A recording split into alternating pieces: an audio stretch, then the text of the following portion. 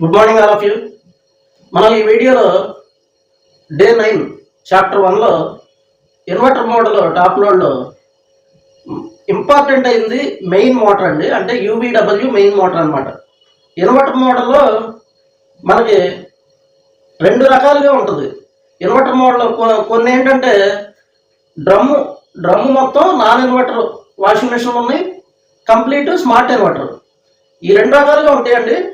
మీరు washing machine రిపేర్కి వెళ్ళినప్పుడు washing మిషన్లో ఫస్ట్ మీరు అబ్జర్వ్ చేయాల్సింది అది నాన్ ఇన్వర్టరా, స్మార్ట్ ఇన్వర్టరా, లేకపోతే ఇన్వర్టర్ మోడల్. ఈ మూడు కూడా మీరు చూసుకోవాలి. మనకి ఫుల్ ఇన్వర్టర్ అంటే ఫుల్ ఇన్వర్టర్లో మనకి డ్రైన్ మోటార్ డీసీ మోటార్ వస్తుంది, అలాగే మెయిన్ మోటార్ కూడా డీసీ మోటార్ వస్తుంది. అదే కనుక ఇది నాన్ ఇన్వర్టర్కి ఇన్వర్టర్కి మధ్యలో ఒక మోడల్ తయారు చేశాడు. అదేంటంటే మనకి పై పార్ట్ అంటే టాప్ లోడ్లో పైన ఉన్న ప్యానల్లో మాత్రమే అంటే డీసీ ఇన్లెట్ వాల్ మాత్రమే వచ్చిందనమాట. డీసీ ఇన్లెట్ వాల్ వచ్చింది, కానీ కింద డ్రమ్ మాత్రం మెకానిజం కానీ తర్వాత మెయిన్ మోటార్ కానీ నాన్ ఇన్వర్టర్ అనమాట. అంటే రెండు మిక్స్డ్ వాషింగ్ మిషన్లు కూడా కొన్ని మీకు వర్క్ చేసేటప్పుడు మీకు అక్కడక్కడ తారసపడతాయి అనమాట. మనకి ఫుల్లీ ఇన్వర్టర్ అంటే కంప్లీట్ ఇన్వర్టర్ మోడల్లో కంప్లీట్గా మనకి ఆ డీసీ ఇన్లెట్ వాల్తో పాటు మనకి డీసీ డ్రైన్ మోటరు, తర్వాత డీసీ మెయిన్ మోటార్ కూడా వచ్చింది. తర్వాత ఇంకో మోడల్లో ఏం చేశాడంటే పైన అంటే మనకి టాప్లో ఉన్న inlet wall DC inlet wall ఉంటుంది, తర్వాత మెయిన్ మోటార్ యూవీడబ్ల్యూ మోటార్ ఉంటుంది, డ్రైన్ మోటార్ మాత్రం ఏసీ డ్రైన్ మోటార్. అలా రకరకాల మోడల్స్ ఉన్నాయన్నమాట. ఏ మోడల్ అయినా మనకేమీ ఇబ్బంది లేదు, మనకు అన్నీ ఒకటే. కాకపోతే మనం చెక్ చేసుకునేటప్పుడు మాత్రం జాగ్రత్తగా అబ్జర్వ్ చేసి మనం చూసుకోవాలన్నమాట. అది డీసీ యూవీడబ్ల్యూ మోటార్ లేకపోతే నాన్ ఇన్వర్టర్ ఏసీ మోటార్ అనేది మనం జాగ్రత్తగా పరిశీలించుకోవాలి. అది ఫ్రెండ్స్, ఇప్పుడు మనం ఇన్వర్టర్ మోడల్లో అతి ముఖ్యమైనది UVW main motor friends. UVW main motor అనమాట. ఈ మోటార్ని ఎట్టి పరిస్థితుల్లో కూడా మీరు ఏసీలో చెక్ చేయకూడదు. ఏసీలో చెక్ చేస్తే చేతులారా మీరే మోటార్ని కాల్ చేస్తారు, అంటే బటన్ అయిపోద్ది అనమాట. ఈ యూవీడబ్ల్యూ మెయిన్ మోటార్లో మనకి కంప్లీట్ డీసీ మీద వర్క్ చేస్తుంది అనమాట. డీసీ సప్లై అంటే డీసీ సప్లై ఎంత డీసీ సప్లై మీద వర్క్ చేస్తుంది అంటే మనం దాన్ని డీసీ సప్లై ఇచ్చి కూడా మనం చెక్ చేయలేమన్నమాట. ఇది 110 volts సప్లై అంటే 110 అంటే మూడు ఉంటాయి కదా ఫ్రెండ్స్ యూవీడబ్ల్యూ. ఈ యూవీడబ్ల్యూకి ప్రతిదానికి 110 volts వస్తుంది. మీరు ఇదిగోండి, ఇప్పుడు ఇలా మనకి మెయిన్ మోటార్ ఉందనుకుందాం. ఈ మెయిన్ మోటార్లో ఇది మెయిన్ మోటార్. ఈ మెయిన్ మోటార్ ఏంటిది? UVW main motor. బాగా మనం గుర్తుపెట్టుకోవాల్సిన ఇంపార్టెంట్ ఇది యూవీడబ్ల్యూ మెయిన్ మోటార్. ఈ యూవీడబ్ల్యూ మెయిన్ మోటార్కి మనకి ఇలా జాక్ వచ్చింది అనుకున్నాం. 3 poles జాక్ వచ్చింది. ఈ జాక్లో యూవీడబ్ల్యూ ఇలా ఉంది. దీనికి ఏంటంటే యూవీడబ్ల్యూ మోటార్కి మనం ఎట్టి పరిస్థితుల్లో కూడా మనం ఏసీ సప్లై కనుక కొంతమంది అలాంటి తప్పులు జస్ట్ మిస్టేక్ అంటే నాన్ ఇన్వర్టర్ మోటార్ లాగా మనం జస్ట్ ఒక తప్పు చేసామంటే ఆ మోటార్ కాలిపోయింది. అందుకని మనం బాగా గుర్తుపెట్టుకుని మనం చేయాలంటే ఆల్రెడీ అలవాటు అయిన తర్వాత మీకు ఇదంతా చెప్పాల్సిన పని లేదు ఫ్రెండ్స్. కొంతమంది ఏంటంటే అందరూ సూపర్ జీనియస్లు ఉండరు, వాళ్ళకి కొద్దిగా మతిమరుపు అలాంటివి ఉంటాయి. ఎందుకంటే అందరికన్నా మొద్దు నేనే ఒకప్పుడు. అది అందరికన్నా ఉన్న వాళ్ళందరిలో కల్లా మొద్దు నేనే. అది మనం ఏంటంటే ఆ కసితో నేర్చుకుంటే మొద్దులు అనేవాళ్ళు ప్రపంచంలో భగవంతుడే మన మొద్దులుగా పుట్టించలేదు ఫ్రెండ్స్. ఎవ్వరూ కూడా మొద్దులు ఉండరు. అసలు ఏమీ రానోడు సూపర్ జీనియస్గా మారిపోవడం అది పెద్ద కష్టమేం కాదు. ఎందుకంటే నేను 45 రకాల కోర్సులు చెప్తానంటే మరి అన్ని కోర్సులు నేను రేత్రింగోళ్ళు కష్టపడి నేర్చుకున్నా వచ్చింది, మీకైనా వస్తుంది. రాదు, ఇది రాదు, లేకపోతే నా పొర పని చేయదు, ఇలాంటివి ఏముండవు. అందరి పొరలో ఒకటే పని చేయకపోవడానికి మనం పని చేపిస్తే పని చేస్తుంది అంతే. అందుకని ఈ యూవీడబ్ల్యూ అనేదాన్ని మీరు ప్రతి ఒక్కరు జాగ్రత్తగా గుర్తుపెట్టుకోవాలి. ఇప్పుడు ఇందులో మనకి 110 volts డీసీ అనేది ప్రతిదానికి కూడా మనకి 110 volts డీసీ మీద పనిచేస్తుంది అనమాట. 110 వోల్ట్స్ డీసీ మీద ప్రతిదీ కూడా పనిచేస్తుంది. ఈ 110 వోల్ట్స్ డీసీ అనేది ఏమిటి, ఇలా డీసీ అయితే 110 డైరెక్ట్గా డీసీ అది మూడింటికి ఇస్తే సరిపోద్దా అంటే 110 వోల్ట్స్ డీసీ మీరు డైరెక్ట్గా దానికి ఇవ్వలేరు. ఎందుకు ఇవ్వలేరు? 110 వోల్ట్స్ ఇస్తారు. 110 వోల్ట్స్ ఏమి ఇస్తారు? 110 వోల్ట్స్ పాజిటివ్ డీసీ ఇస్తారా, నెగిటివ్ డీసీ ఇస్తారా? అందుకని ఇది డైరెక్ట్గా 110 వోల్ట్స్ మనం ఇవ్వలేం కాబట్టి దీనికి మనం ఒక ఐపీఎం అంటే ఇంటెలిజెంట్ పవర్ మాడ్యూల్ ఐపీఎం అనేది మనం వాడామన్నమాట. దీంట్లో ఐపీఎం అని ఒకటి వాడి ఆ ఐపీఎం ద్వారా మనం 110 వోల్ట్స్ డీసీ ఇస్తాం. ఎలా ఇస్తాం అంటే దీనికి ఐపీఎం ద్వారా మనం ఎలా ఇస్తున్నాం అంటే 110 వోల్ట్స్ డీసీ ఈ యూవీడబ్ల్యూ ఉన్నాయి కదా ఫ్రెండ్స్, దీనికి ఏంటంటే ఐపీఎం ద్వారా మన వోల్టేజ్ ఎలా వస్తుందంటే ప్రతిదానికి అంటే యూ నుంచి వీకి, వి నుంచి డబ్ల్యూకి, యూ నుంచి వీకి, వి నుంచి డబ్ల్యూకి ఇలా సప్లై ఇలా చైన్ లా తిరుగుతూ ఉంటుంది అనమాట. ఇప్పుడు ఇది పాజిటివ్ సప్లై అనుకుందాం, అంటే మనకి ఇది పాజిటివ్ సప్లై అనుకుందాం. ఇది పాజిటివ్ సప్లై.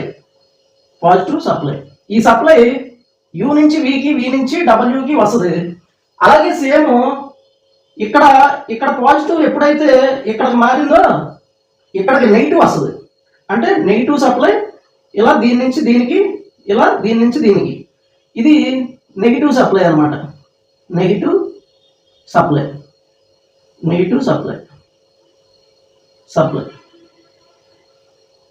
ఇది నెగిటివ్ సప్లై, అది పాజిటివ్ సప్లై. ఇలా మనకి యువిడబ్ల్యూ వీటికి పాజిటివ్ అంటే ఇది కొన్ని సెకండ్లో జరుగుతూ ఉంటుంది అనమాట, రొటేషన్ అవుతుంది.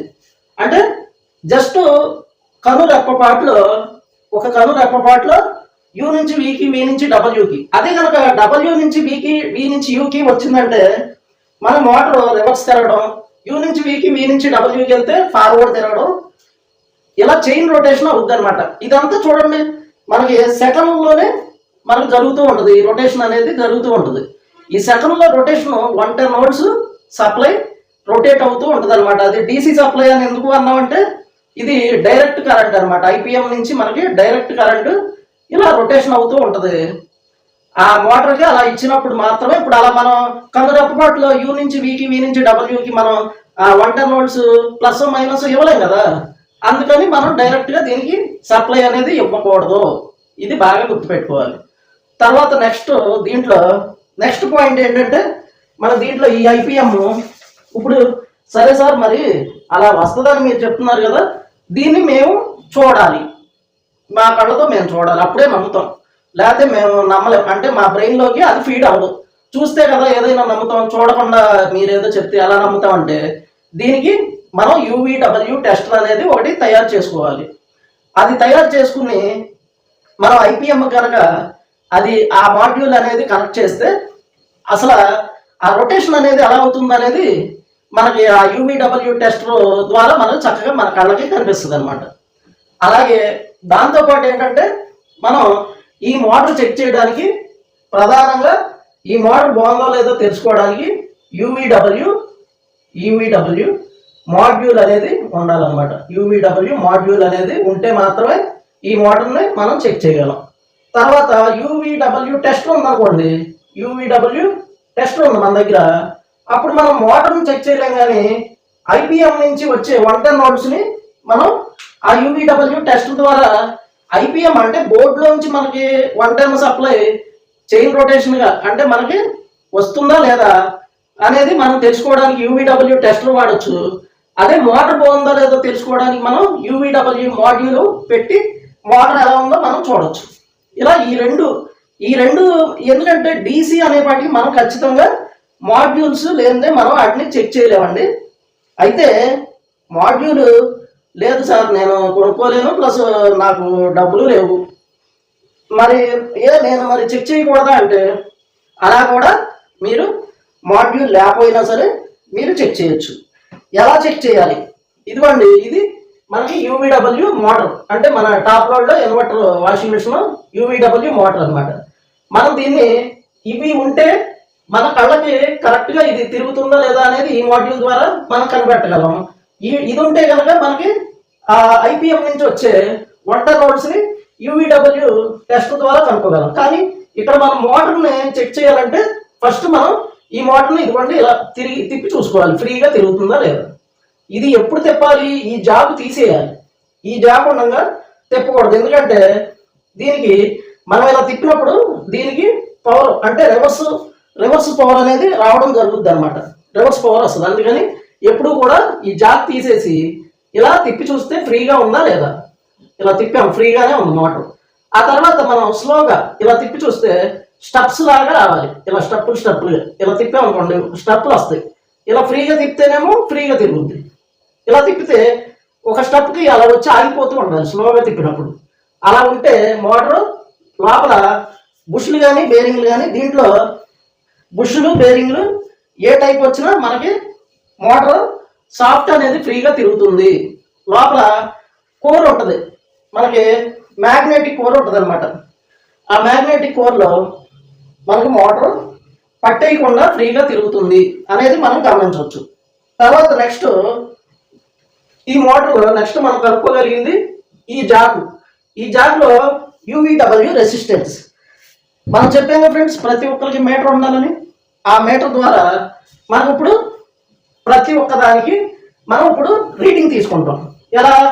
మనం ఇప్పుడు ఇది మనకు మోటార్, ఇది ఒక మోటార్ ఇలా ఉంది కదా.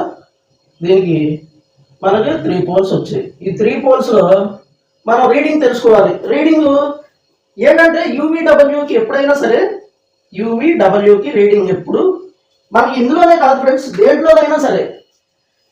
అంటే మనం బిఎల్డిసి మోటార్ అయినా, యూవీడబ్ల్యూ మోటార్ అయినా, లేకపోతే డ్రైవ్ అయినా, ఇన్వర్టర్లో ఉండే డ్రైవ్ అయినా, బిఎల్డిసి అయినా, యూవీడబ్ల్యూ అయినా మనకి ఎప్పుడూ కూడా రెసిస్టెన్స్ అనేది సేమ్ ఉండాలన్నమాట. అంటే యూ నుంచి వికి, వి నుంచి డబ్ల్యూకి, డబ్ల్యూ నుంచి యూకి అన్నిటికీ కూడా సేమ్ రెసిస్టెన్స్ అనేది ఉండాలి. అయితే ఒక్కో దానికి మనకు ఒక్కొక్క రెసిస్టెన్స్ ఉంటుంది. దాన్ని బట్టి మాత్రమే ఆ రెసిస్టెన్స్ని బట్టి మాత్రమే దాని యొక్క ఆర్పిఎం స్పీడ్ కానీ తర్వాత దాని కెపాసిటీ కానీ ఓన్లీ దాని మీద ఆధారపడి ఉంటుంది. దీన్ని మనం హెడ్స్ అంటే మనం ఇప్పుడు ఏసీలో 50 to 60 హెడ్స్ ఉంటుంది. అలాగే మనకి ఈ వాషింగ్ మిషన్లోకి అలా వచ్చేపాటికి మనకి ఏంటంటే 100 హెడ్స్, 150, 200, 225. ఇప్పుడు ఏసీలోకి వచ్చేసేపాటికి 225 హెడ్స్ మీద వర్క్ అవుతూ ఉంటాయి అన్నమాట. ఇలా రకరకాలుగా హెడ్స్ ఉంటుంది. అదంతా వేరే, అంటే అదంతా కూడా మనం ఎలక్ట్రానిక్స్లో తెలుసుకుంటాం. ఇది మనకి అదంతా అవసరం లేదు కాబట్టి మనకి ఇక్కడ యూవీడబ్ల్యూ ఉంది. దీనికి రెసిస్టెన్స్ అనేది అన్నిటికీ కూడా సేమ్ రెసిస్టెన్స్ అనేది రావాలి. ఇప్పుడు మనం సపోజ్ ఇప్పుడు ఇన్వర్టర్ మోడ్ టాప్ లోడ్ చెప్పుకుంటున్నాం కాబట్టి దీంట్లో రెసిస్టెన్స్ అనేది యూ నుంచి వికి, వి నుంచి డబ్ల్యూకి, డబ్ల్యూ నుంచి యూకి సేమ్ రెసిస్టెన్స్ అనేది ఉండాలి. ఆ రెసిస్టెన్స్ ఎంత ఉండాలంటే మనకి 22 ఓమ్స్ నుంచి మనకి 26 ఓమ్స్, 22 నుంచి 26 ఓమ్స్ వరకు ఉండాలన్నమాట. కొన్ని మోటార్లో మనకి 28, 30 అంటే plus or minus 4 ohms, +/- 4 ohms అనేది అటు ఇటుగా ఉండొచ్చు. అంటే 4 ఓమ్స్ అంటే ఇది 30 వరకు ఉండొచ్చు, ఇది మనకి 18 అంటే 18 వరకు ఉండొచ్చు అనమాట. అంటే మనకి ఏంటి ఒక్కొక్క మీటర్ను బట్టి 1 or 2 ఓమ్స్ అనేది అటు ఇటుగా చూపించడం జరుగుతుంది. అలాగే యూ నుంచి వికి, వి నుంచి డబ్ల్యూ కూడా అంటే +/- 2 నుంచి 4 వరకు చూపించడం జరుగుతుంది అనమాట. 22 ఓమ్స్ నుంచి 26 ఓమ్స్ వరకు మనకి మోటార్ ఉంటుంది. దానికి 4% అటు ఇటు ఉండొచ్చు అనమాట. అది 2% నుంచి 4% మనకు అటు ఇటుగా చూపించడం జరుగుతుంది. దానివల్ల మోటార్ ఇబ్బంది ఏమి ఉండదు.